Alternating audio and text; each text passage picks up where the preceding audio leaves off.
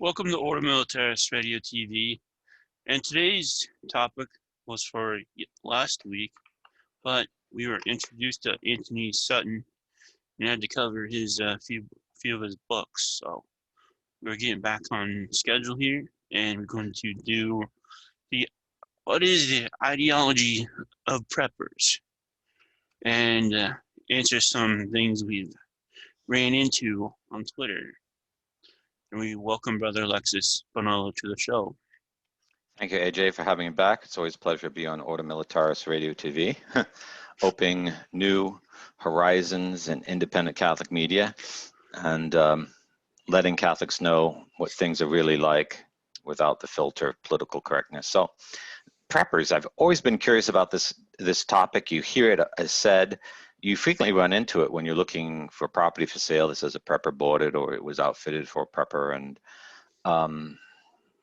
it's a really strange idea. I'm from the East, so we don't have many preppers out East. So let's start with, what is a prepper? Can we give a definition to it? Yeah, let's see here.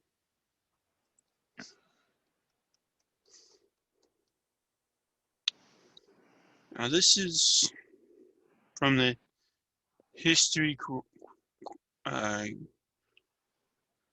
cooperative.org as the history of the prepper movement from paranoid radicals to mainstream. They use the term like Teotawaki have bug-out bags, meticulously packed and stocked their pantry with buckets of emergency foods, which boost shelf lives of 25 years. These individuals are called preppers, and they pride themselves on planning for everything from natural to EMP disasters. Today, the prepper movement is growing quickly in the U.S., but when and how did this movement get started? The origins of the prepper movement. Many prepper websites are quick to remind us that preparedness used to be normal activity. They give examples of how older generations canned their own vegetables, knew how to hunt. However, these early people prepared more out of necessity than personal philosophy. Thus, for these early groups, preparedness was simply a part of everyday life. It wasn't until conveniences like supermarkets, mass-produced goods were ubiquitous that the prepper movement could get started. In other words, society needed to be unprepared for preparedness movement to take place. The first chapter of the prepper movement takes place in the 1950s, when the Cold War created mass paranoia. In the U.S., during the 1950s, the Cold War with Russia at the time, the USSR, was going strong. Many Americans believed a nuclear bomb could drop at any moment. The U.S. government encouraged citizens to build fallout shelters. Bomb drills were part of most people's daily lives. On top of this, a series of recessions hit, and one investment advisor, Harry Brown, started giving seminars on how to survive monetary collapse. The sense of fear which characterized these decades can be seen in Don Steffen's book, Retreater's Bibliography, which he encouraged people to build a survival retreat in a remote location. He coined the term retreater, and he outlined tactics such as recycling materials, using renewable energy.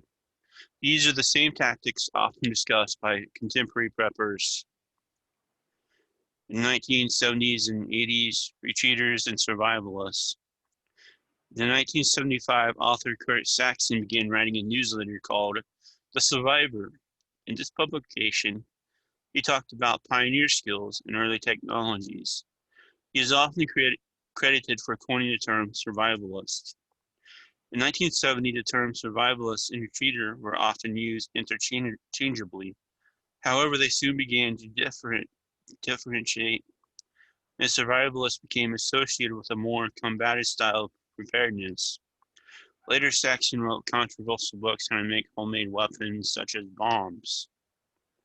By contrast, the retreater was someone who tried to avoid conflict and become invisible.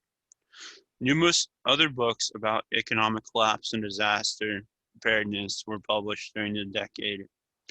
And by 1980s, the survivalism had become a multi-billion-dollar industry. In addition to books, there were exposés for survivalist equipment starting in 1980s. The 1990s, radicals and extremists. In the 1960s, the survivalist movement was linked to the burgeoning ecology and sustainability movements. However, by the 1990s, these movements had split. Survivalists were considered to be very right-wing conservatives with radical anti-government sentiments. These negative connotations were only reinforced by a series of events linked to survivalist groups, such as the siege on Ruby Ridge in 1992, the siege on Waco compound in 1993, and the terrorist attack by Timothy McVeigh in 1995. The Y2 scare slightly revived the survivalist movement. However, when the scare turned out to be bunk, it only reinforced the idea that survivalist ideology was extreme and unfounded. In 2001, the first use of the term prepper. According to the Merriam-Webster dictionary, the first known use of the term prepper was in 1904. However, there is no evidence of where it was used. In fact, date-specific Google search for prepper for the year 2000 shows no results, which contain the term. By 2001, though, things started to change. A Google search for this year shows several prepper websites had popped up by the start of the year. Then the terrorist attack on September 11th took Americans by surprise. Suddenly, authorities were instructing people to stockpile duct tape, make disaster kits, and be ready to evacuate. These things that survivalists had been preaching for years. Their fears had been suddenly confirmed, and survivalist warnings were now being echoed by authorities. The need to prepare was once again reinforced by events like Hurricane Katrina and the Great Recession. Over the first decade of the 21st century, preparedness went from being something associated with extremism to patriotic duty. By 2010, polls showed that 50% of Americans were thinking about preparedness, and increased from 18% in 2004. And around 2010, the prepper movement made an active push to distinguish themselves from survivalists of the past. In 2010, article on BBC, Tom Martin, the founder of the American Preppers Network, says that survivalists are people with a history of guns and ready-to-eat meals who can live off the land. By contrast, prepper is a more generalized term. Preppers don't try to isolate themselves in preparation for Armageddon. Instead, they keep normal lives and have a relaxed view about pending disasters. Another article during the 2010 entitled Rise of Preppers, Survivalists Get a Makeover makes it clear that preppers aren't just another group of paranoid doomsdayers.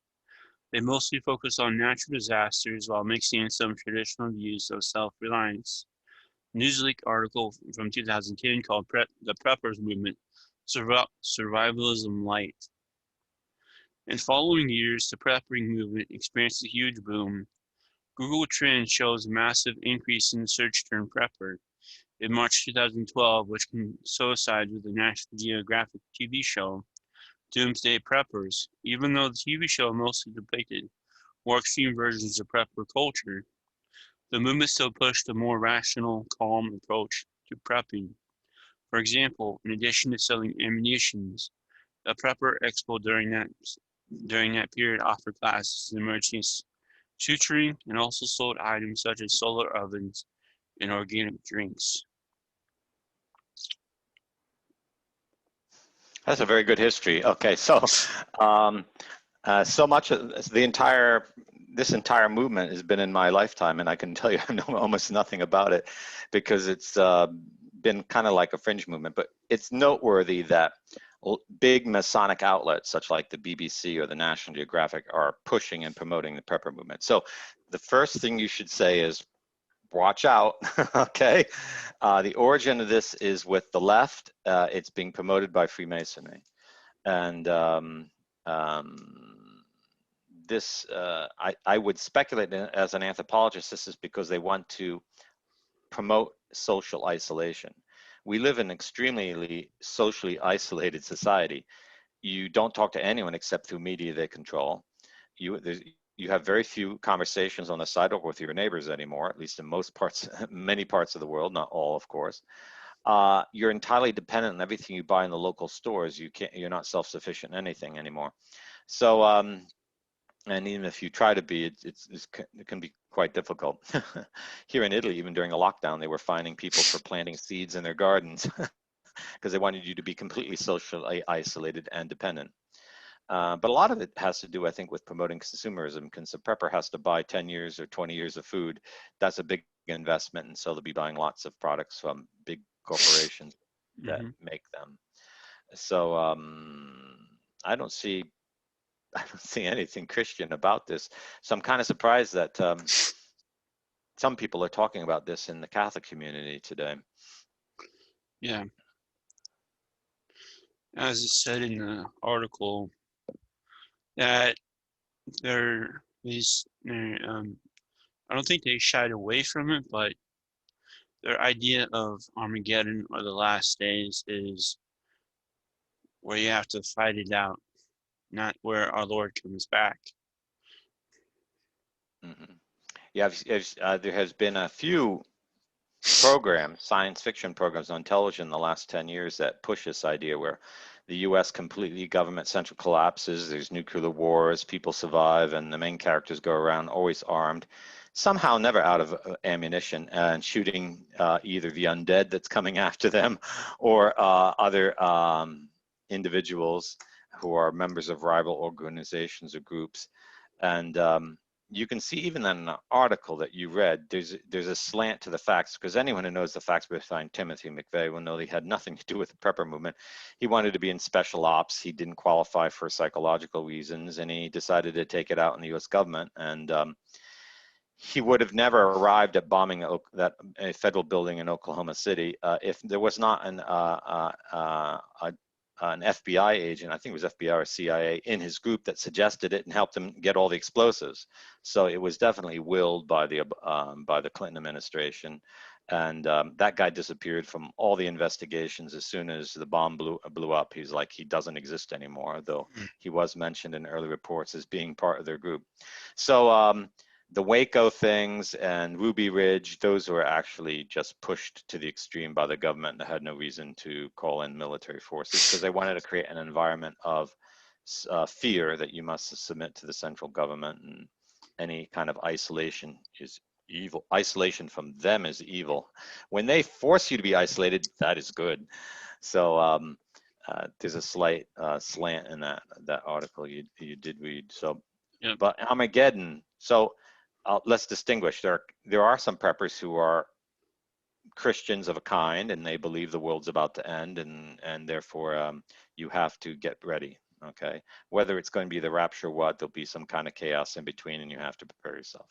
But then there's people who believe there's actually going to be some kind of Armageddon and nuclear war, and it's going to be survival of the fittest, and so you have to store up all kinds of food, and since you have it all stored up, people are going to come and try to kill you for it, so you have to have the means to kill them back. Those are the two approaches to Armageddon. This is even before the lockdown. So they were thinking more like a foreign cause. No one imagined the government would turn on us and be in the process of attempting to exterminate us. So now it's more ratcheted up. So I think there's a lot more interest in this thing. So it wouldn't surprise me why some Catholics are talking about becoming preppers. Yeah, and I also found an article where it's called Catholic Preppers. And who wrote this article? Where is it? When was it published? That is beautysoancient.com. It's a Catholic blog. It's written by, just the person who controls the website.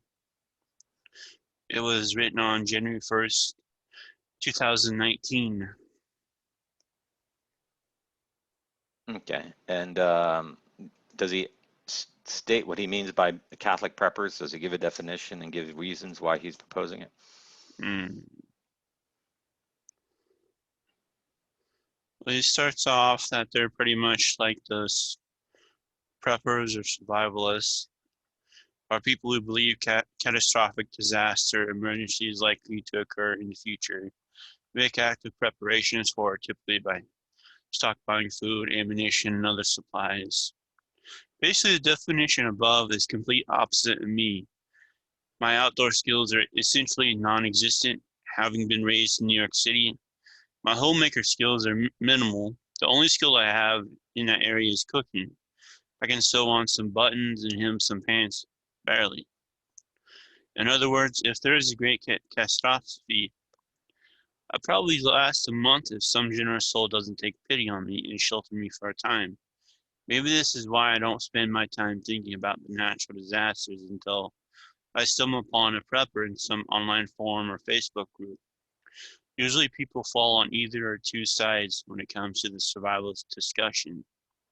So this goes into preppers are prudent, and he uses scripture.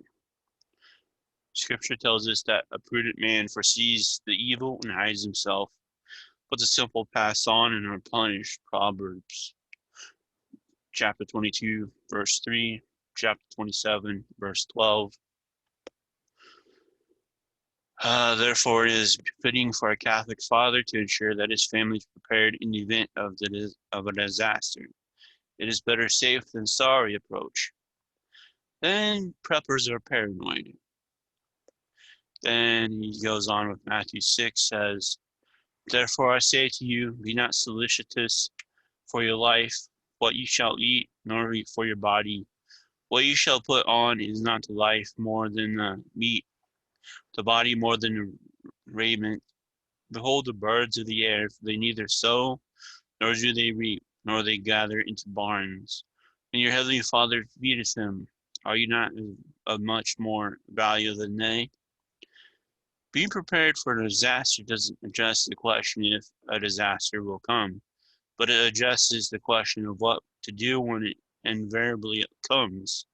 Is it a lack of trust in God to stockpile food, candles, sacramentals, sometimes weapons for disaster that one might not even see in one's lifetime? And the doomsday sources. Catholic preppers usually base their beliefs that the world will experience a catastrophic chastening from God on several major apparitions that specifically address end-time preparation. These apparitions are technically private revelations, which it means Catholics are not obliged to believe them. Only mention one here, Our Lady of Akita, about fire will fall from the sky. And does he conclude his article? Does he continue? He continues and he throws in 3 days of darkness. Okay, we just finished talking about that one. So, yeah. So does he conclude positively? Does he exhort Catholics to become preppers? Yes. What are your thoughts on Catholic preppers? Are you attracted to that lifestyle at all? Is it any wonder Catholic preppers are stocking up on blessed candles and food? That'd be it.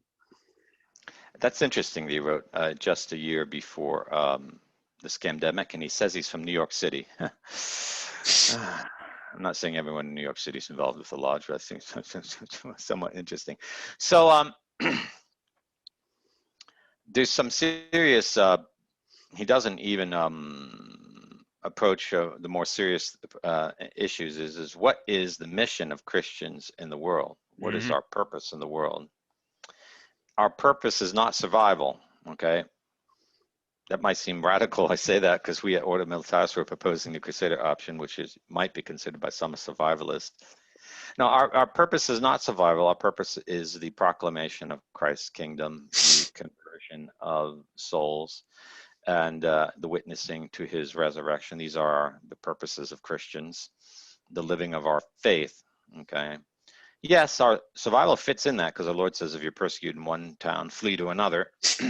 So I guess you could say there's some basis on that. But our Lord is always speaking to the group. You know, he's not speaking to the individual unless when it comes to vocations, you know, follow me, okay?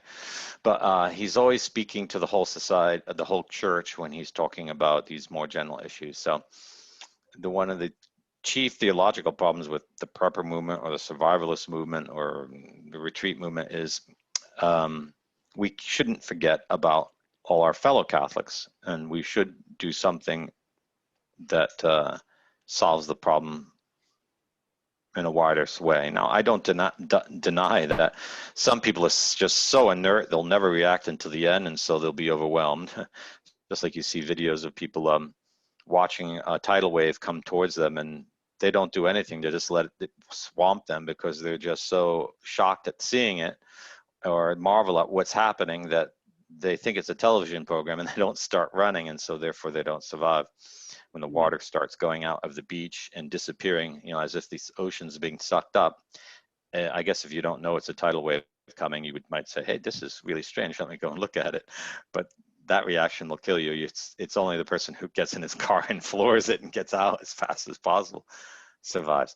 So, yeah, and so that mentality that most people inert can encourage other people to just go out on their own. I can understand that. It's a human reaction because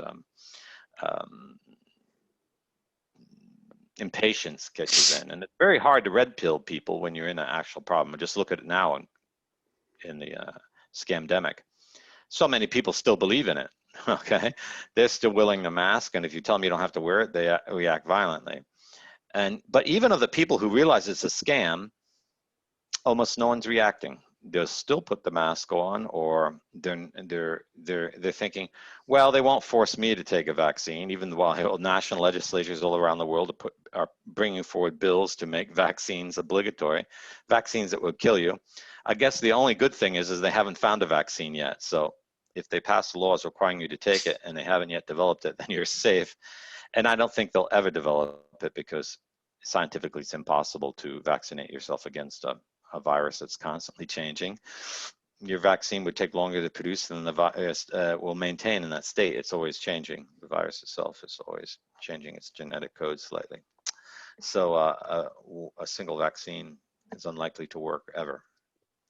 But making you take something that doesn't work, that's the threatening thing. And this is a question of some things. But how people are reacting to it, some people are writing petitions to the government. Few people are looking at the bigger problem, that the scamdemic is undeniable, documented, universal evidence that the political class that's running the world is 1, Masonic, and 2, is psychopathic, and 3, needs to be removed from power. But almost no one is doing anything to remove them from power.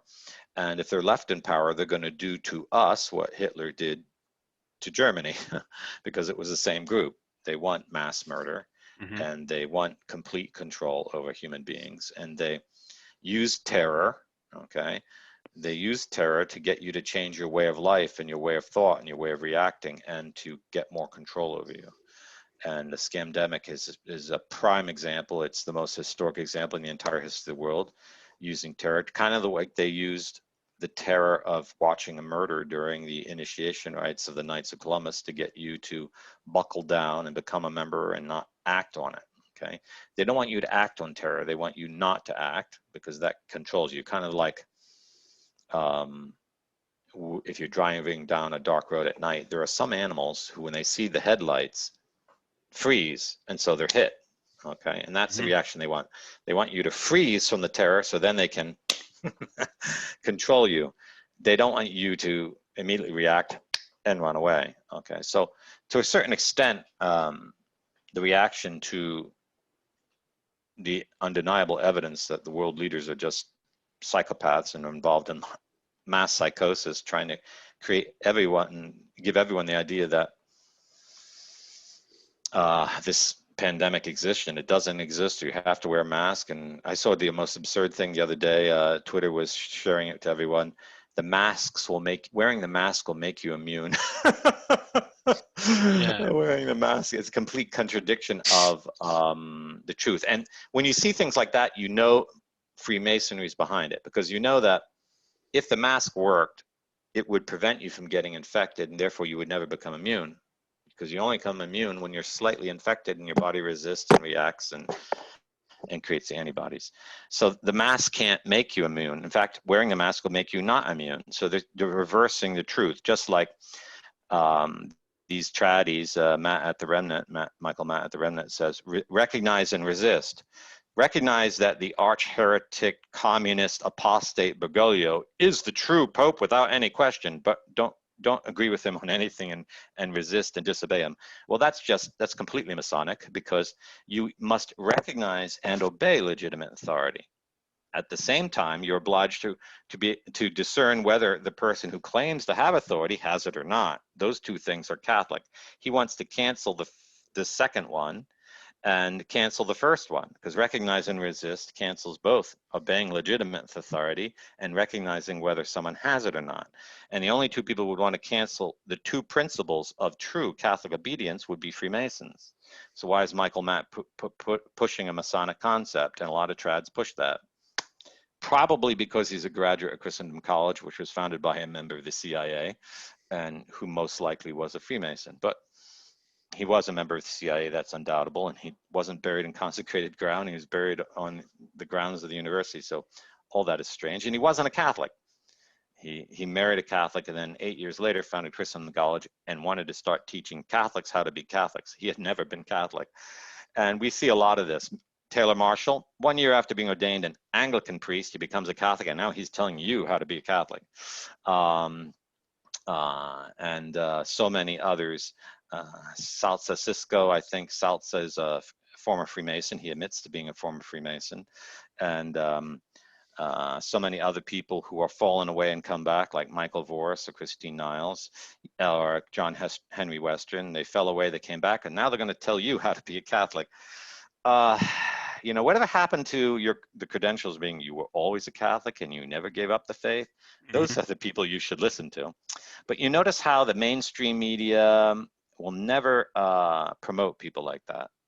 Never. You will never hear of them. They'll never get money. They'll never do anything. They'll never be promoted. They'll never become a political candidate. For example, Mike Pence. Mike Pence is an apostate. He left the Catholic Church because he went to a Catholic church and he saw this girl playing the guitar and she was a divorcee, and they both left the Catholic Church to marry. That's the level of their faith.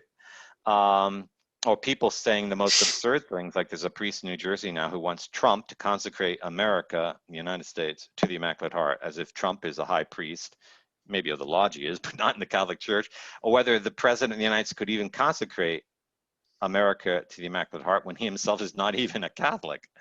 You know, that would be absurd. Our Lady doesn't want America consecrated to her heart by someone who's not a Catholic. She wants his conversion.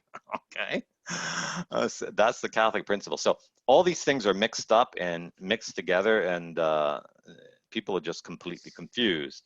So the prepper movement, I think, has a lot to do with this. If you're a Catholic and you're advocating the prepper movement, I think you're confused about what it means to be a Christian and what it means to be part of the church and what would really promote the Catholic faith, you know, and that's, do you have any other examples in social media of the Catholic prepper movement, AJ, and who might be promoting it? Should we say his name? He said it publicly, so I think you can say his name. Okay.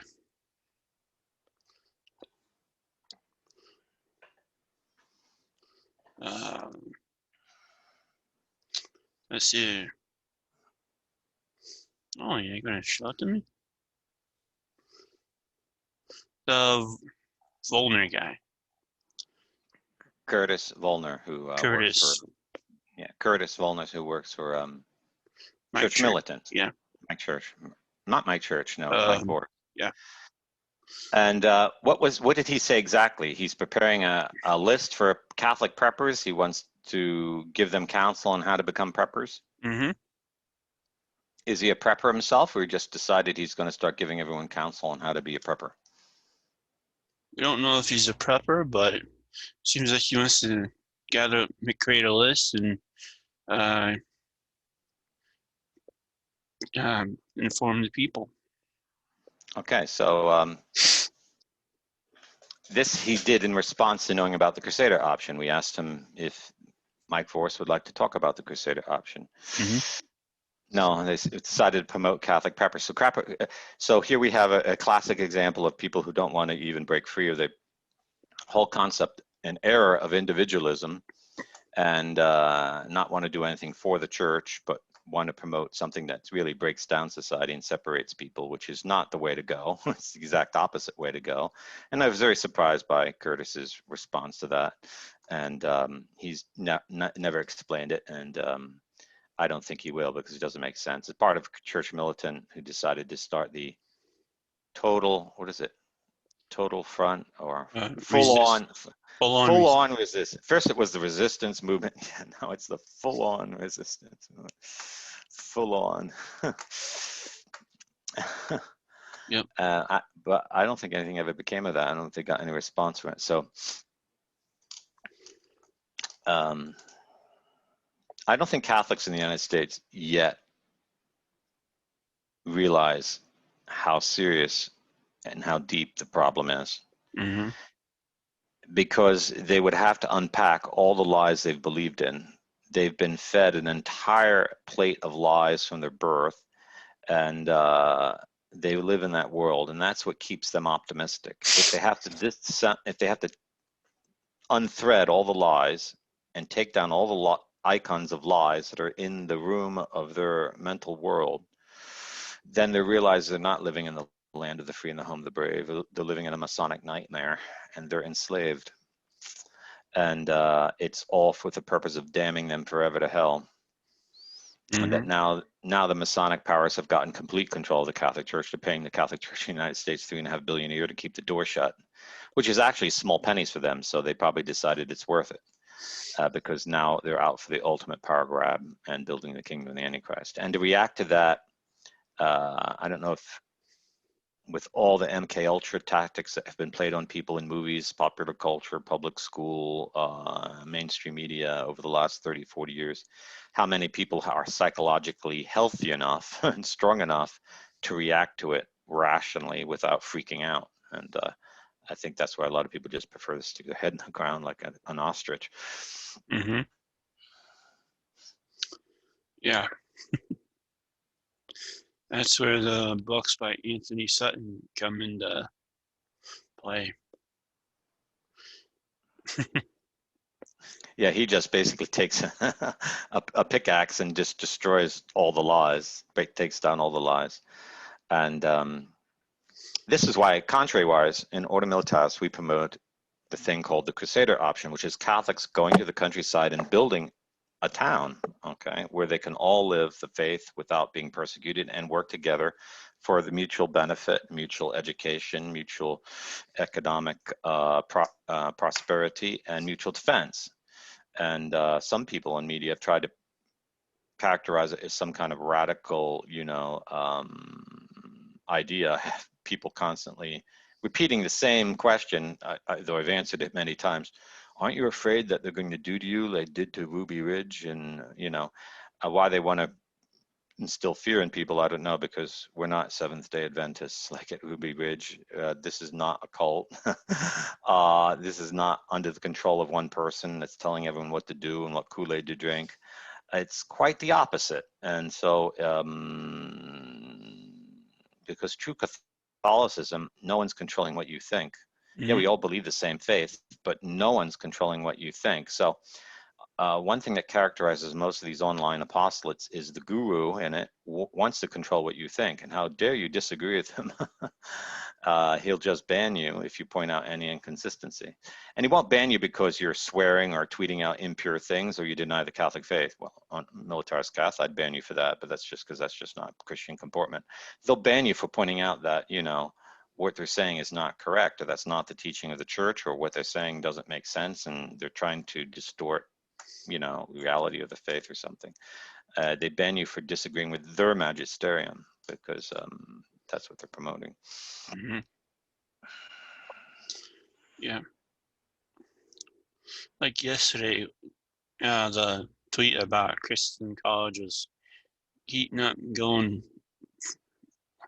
a lot, and then we started seeing the comments come in during the show yesterday. I was like, oh, their eyes are opening. Yeah, if you go to Christendom College website, you can find a complete list of all their alumni. And it's amazing, some of the people that are out there on social media. They're all, for example, Brie Dale, she's a female commentator. I've seen her all over the place for the last couple of years, and I've really never much paid attention to her, but there she was on the alumni page, and there was her record. And I always thought she was an American in the United States, and she's commenting on all these American things. And she might be an American citizen, I don't know that for sure. But it turns out she works for what appears to be the military industrial establishment here in Italy, probably a subcontractor for NATO or something like that. And she lives right here in Rome. And I can tell you, I've been in Rome a year and no one even knows she exists. And well, obviously we don't move in the same circles. But she's worked in military, she's basically military intelligence. A lot of people on social media are military intelligence.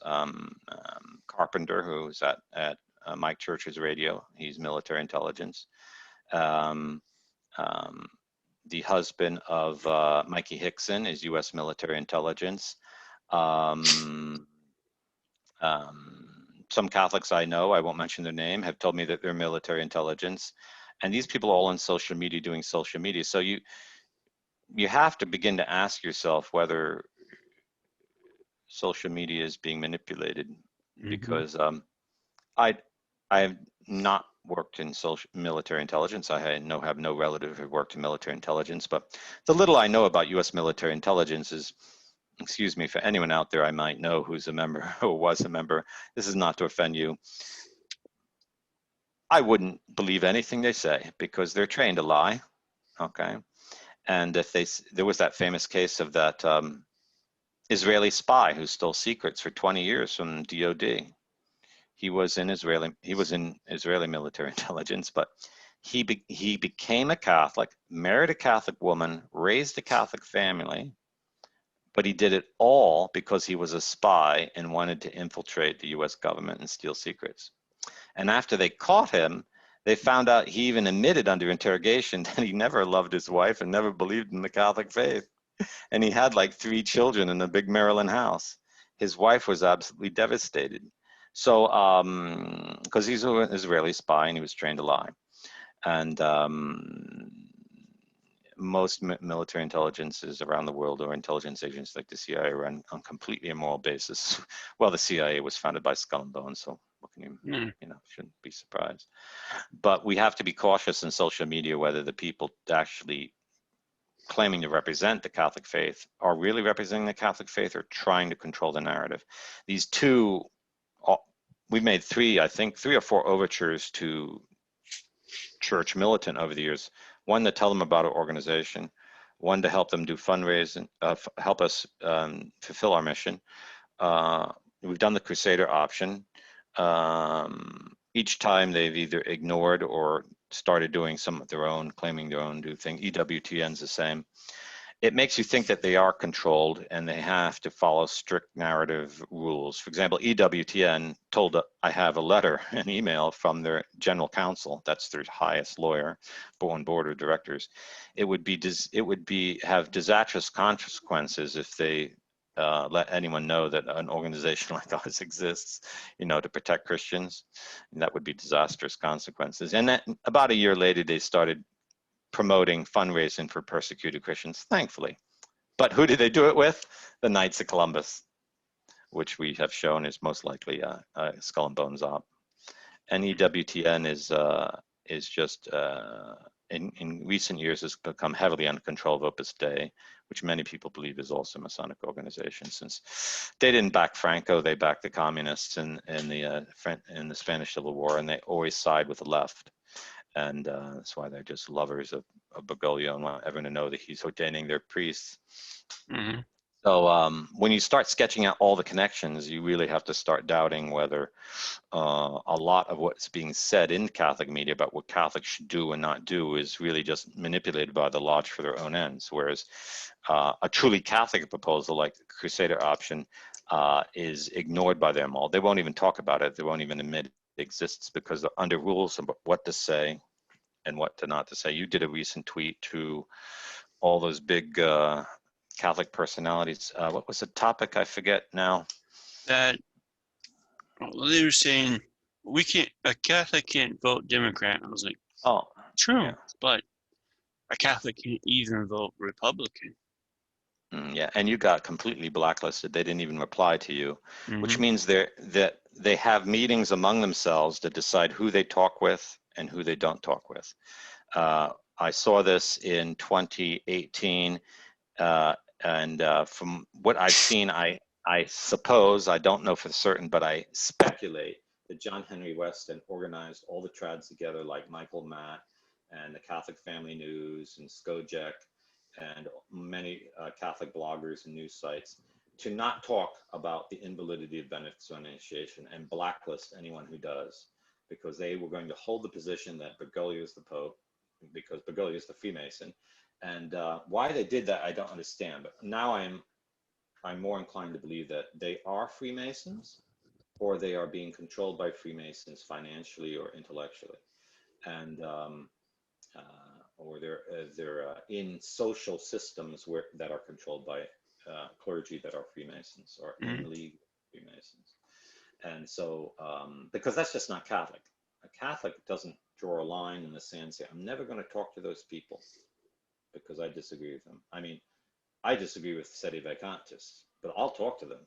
Okay? Mm-hmm.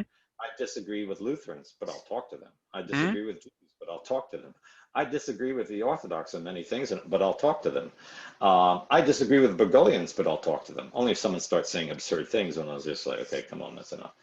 But to actually have a list of people you never talk to because you're creating a media-controlled narrative box to keep everyone's attention on this and not on the whole picture, that's Masonic. That's not Catholic. No saint teaches that. No Catholic doctor of the church would ever say that. It's actually a mortal sin to refuse to talk to other Catholics. That's a mortal sin.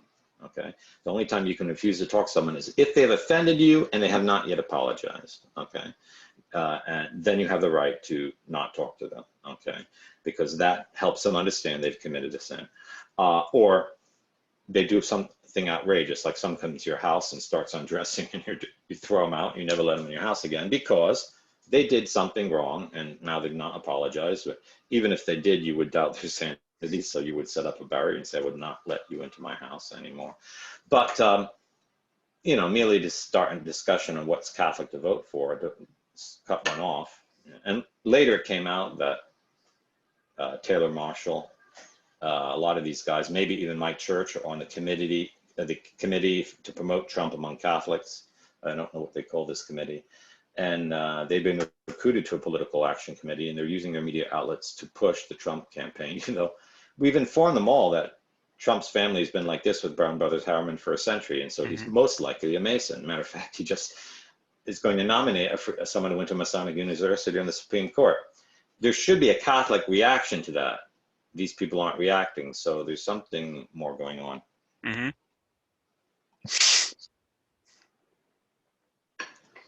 Not only did they not react, they sent a troll to attack. Yeah. Someone, I don't know who this guy is, Morgan, and how Mike Church knows him and why Mike Church wanted him in the conversation. But the only thing he did in the conversation was ridiculous ad hominem attacks. So that's really vicious and that's really mean. And that, as I often say to people, the general Catholic principle is silence equals consent. But in modern times, especially with people of the left or of the far right or of Freemasonry, silence means dissent. They don't say anything because they hate you. I saw this years ago. It's a public fact, so I'll just state it now. It was like in 2004, I was thinking of building a Franciscan hermitage in the United States, but not having a penny. I figured I'd run an ad in the Catholic Family News and raise some funds. And people just responded with such generosity that in a matter of, I think, 8 weeks, nearly 35,000 was raised. So I said, well, I'll just continue the ads. In a short time, I'll have the money. So in my simplicity, I said in the next ad, thank you for donating $35,000. Please continue. The goal will be 100,000. Okay. Well, when the previous editor of Catholic Family News saw my new written ad with how much money I had raised in such short time, he refused ever to have an ad from me again. And Michael Matt at the Remnant also decided never to allow an ad from me again, because I don't know why. I never understood it. Why would a Catholic react that way? I was going to pay the papers to put the ads. They still wouldn't take the ad. So they definitely wanted to destroy the operation. They didn't want traditional Franciscan life. And and for some reason, I was on some kind of blacklist with them. I only found out later that since I had denounced a group of pedophiles of St. John Society and the school that they were in, these groups that are like this with the Society of St. Pius X might have an adverse reaction to my kind of character. I may be a kind of person they don't want around. And the Fraternity of St. Peter might react similarly, since they've had similar problems. Many of their priests that school in Pennsylvania were of them. And so I think that was it.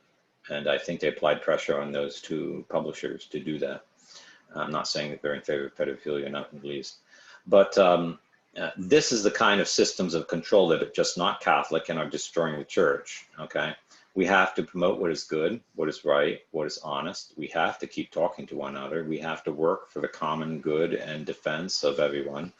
And we should promote virtue. Someone who denounces pedophiles should be praised and promoted, not blacklisted.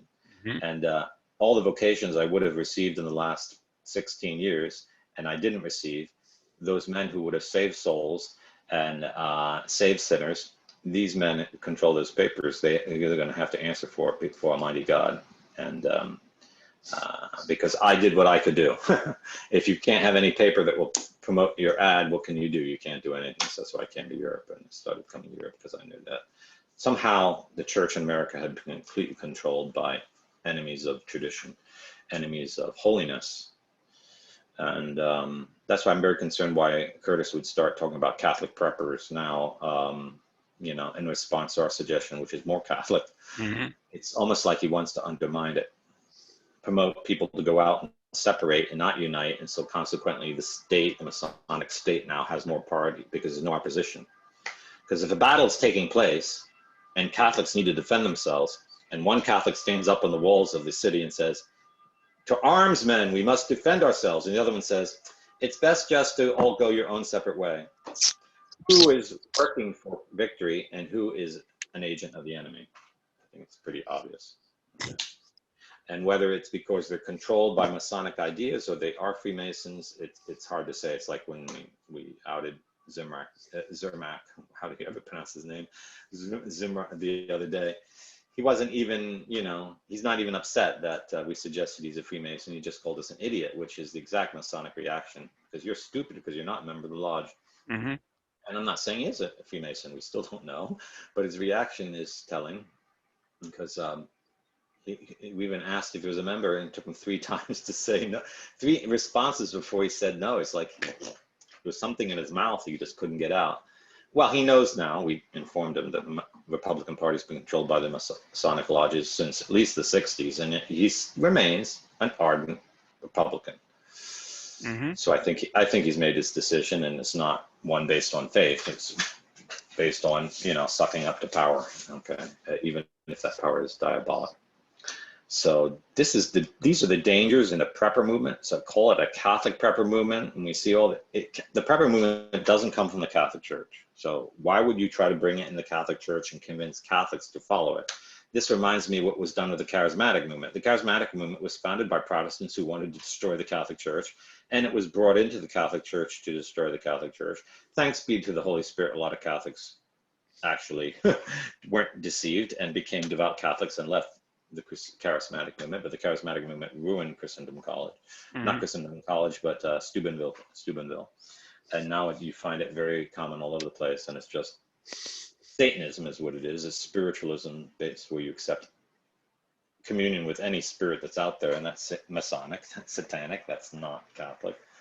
So why should we do that with any other movement? We know for a fact that Crusader spirituality comes from within the church, doesn't come from outside the church. And so this is a truly Catholic thing. There's dozens of saints who are crusaders and were in crusading military orders. why aren't these talking heads promoting that spirituality? Why they continually promote false Masonic dumbed down spiritualities or responses? So this is something we should all ask. What do you think, AJ? Yeah. I think that why they're not promoting the Crusader option, they're not talking to Ordo Militaris, that we haven't got any letter or phone message saying, "Oh, we're glad to have you on our show and talk to you about on Mic'd Up," or any of these Sunday interview shows that they do. That they don't want to reveal who they are, who their backers are, and they don't want to promote what has been approved by a blessed Urban II.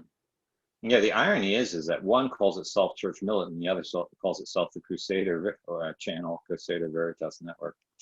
So they both want you to, they both want to use the symbols of Crusader spirituality, but draw you away to something that is not their spirituality. It's, in marketing, you would call it fraud. Excuse me if you didn't hear me so well previously. I should have lowered that. So, you know, that's just not dishonest. It's you know, and I've seen some of these groups promote St. Francis of Francis, but when I said, hey, let me found a traditional monastery and actually live the will of St. Francis, like, shoot that guy down. This is how Masonic a society we're in, where Catholics, whether they're Masons or not Masons, are somehow compelled to push the Masonic dumbed down versions of Christianity and ignore or attack any true Catholic initiative. And this should be, if you're not deeply disturbed by that, you should be, okay, because that's a proper Catholic reaction. And how to solve the problem, I don't know. I think Ordo Militaris Radio TV is one solution to it, because we're just going to tell you the truth. And we know they're listening to us because we've seen them all. Ann Barnhart, Mike Voris, even Mike Church do topic programs after we did them first. So we have become the leading Catholic media source since June, and we've only been around 3-4 months, because we are addressing the hot topics, but no one's going as far as we are. No one's going all the way, because we're an apostolate. Mm-hmm. All these other groups are raising money for themselves. I mean, Ann Barnhart made tons of money as a trader, okay? And now she's raising money for herself. I can't see why she needs to do that. She should have a pension in the millions of dollars. Mike Voris, everyone knows he's rolling in cash. And Mike Church, I've heard to say, has a big house. So Steve Skojek, we know, went to Scottsdale and bought a big house after selling his big house in Virginia. He made like $250,000 or $500,000 just a few years of his 1 Peter 5. Very successful financially, I have to say that. And well, I don't know about the others, how financially successful or not they are, but to promote true Catholicism, you can't be raising money for yourself. Okay, you got to start working to build up the kingdom of Christ, which means building up other people, not just asking money. I could see if you were give everything you had to the poor, you have neither income nor insurance nor bank account, like a friar like myself, you have to beg because otherwise you can't pay your bills. But we're not talking about people like that, okay? And or even when Beirut had that huge explosion, which of these people raised money for Beirut? For the Christians of Beirut. Our organization did it because we're an apostolate, okay? I do not deny we're having some difficulty with all the problems over there getting the money that the people needed, but that's our instant knee-jerk reaction, is to help people because we're an apostolate. And this is part of what I will call, people get upset, the false church from the true church. The false church coming out of Vatican II is lay people run the church and they use the faith to make money for themselves. Whereas the true church is clergy and religious run the apostolate and they promote the faith to build you up and advance the kingdom of Christ on earth. Okay. It's totally different. This is the true church for the false church. What these lay people all doing, even though they might have good intentions for the most part, is Protestant. Protestants preach Christianity to raise money for themselves and build up themselves, not the kingdom of Christ on earth. Matter of fact, they're breaking down the kingdom of Christ on earth because they've set themselves up as some authority. So the Catholic prepper movement, I have to say, you know, it might, if you don't know anyone and you have nowhere to go and you're ready to do something, okay, well, you know, it might be a solution for yourself. But Catholics in general should think of binding together, because all by yourself, they'll eventually come to your house, and you know, you're only one person or your family with a gun, they're going to take you down. But if it was said a town of 500 or 1,000 or 10,000 Catholics, they're not going to do that, okay? Because it just can't do that. So there's strength in numbers, and that's why Christ has blessed us with numbers. There's 60 million Catholics practicing the faith in the United States. There's certainly enough of us to start working together to build up the true church with the true traditional structures of society, and abandon the false Masonic church, where everything is broken up and all the forces are drained away to private interest. Mm-hmm. Yep. So how can they join the Crusader option? So, well, if you want, you go to the ordo-militaris.us and you go to our news page. There's a link there for the Crusader option. It's a serious decision. I'll just mention it at the end of this program, because this is not the reason why we did this program. It's not for everyone. You need to have a certain amount of capital. There's a video there you can listen to, and if you'd like to reserve a spot in our project, our venture, there's a button there you can press and pay your $100 registration fee. But for right now, we're in the planning thing because we're looking for that reaction back, and we see that a lot of people are just not yet realized how serious the problem is, or they're still so controlled by these false narratives that are being put out even in Catholic media. So we'll see how it goes. I hope we never have to actually put it into practice, but if we get insufficient investors, it will go, because whether Trump wins the election or not, whether Trump ends the pandemic or not, whether Trump is converted to the Catholic faith, whether the Immaculate Heart triumphs or not, Catholics should live in Catholic towns that follow Catholic morals, and Catholics should defend themselves, and Catholics should govern the places they live in. We shouldn't submit to Masonic towns, rules, laws, constitutions, governments, or forms of life. So the Crusader option is always good, always beneficial, and it's always a Catholic solution. So it doesn't mean you have to think the world's going to end. But in times of crisis, it has its obvious advantages. Mm-hmm. So please like and share this program. After yesterday's well, bit of some interesting comments on BitChute, thinking maybe we should find something else, because they no longer allow us to control who can comment and who can't. So. Yeah, I don't know why BitChute did that, because we complained to BitChute, and now we did a video criticizing BitChute's policy promoting Black Lives Matter, and in response, they took away AJ's ability to raise nasty comments on our videos there, which is a really low-down thing to do, and can't imagine they did it to all their users, okay? But I wouldn't worry so much. The comments so far haven't been so bad, but you have to understand that any comment there is not approved by AJ, okay? Mm-hmm. So maybe if you could add that to the program description, comments below are we have no control of, or something like that. But for Ordo Militaris Radio TV, if you like what we're doing and you really want us to be able to do this without any control, our goal is to raise enough money so that we can have our own servers connected directly to the internet, so we don't use a hosting company or anything like that, and we can give you the videos to watch, whether we have 10 people watching them or 10,000, without anyone, you know, telling us yes or no, being able to turn the switch off.